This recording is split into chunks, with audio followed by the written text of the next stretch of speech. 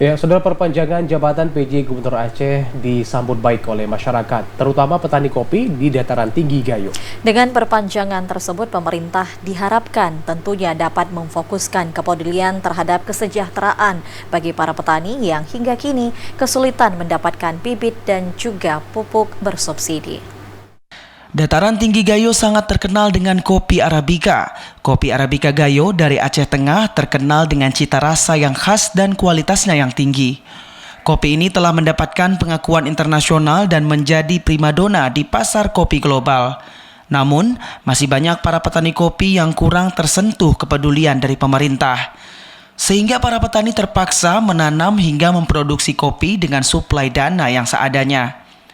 Seorang petani kopi, Armiyadi, mengatakan sebagian petani kopi di wilayah Aceh Tengah kesulitan mendapatkan pupuk bersubsidi dari pemerintah. Hal tersebut sangat berpengaruh dengan kualitas kopi yang dihasilkan.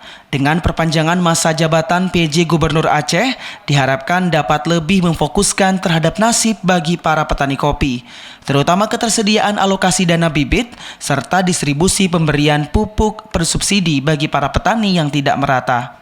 Kita berharap pada gubernur baru ya, PJ gubernur baru itu punya fokus juga perhatian kepada petani kopi khususnya, terutama dalam menyediakan bibit kopi dan penyediaan pupuk bersubsidi.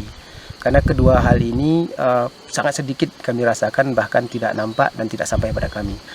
Dengan adanya peran aktif dari pemerintah terhadap nasib para petani kopi di daratan tinggi Gayo dapat mencukupi ketersediaan pupuk bersubsidi yang sulit didapatkan, serta program pembagian bibit sehingga dapat membantu terhadap taraf ekonomi serta kesejahteraan bagi para petani. Dari Takengon, Aceh Tengah, Mutia TVRI melaporkan.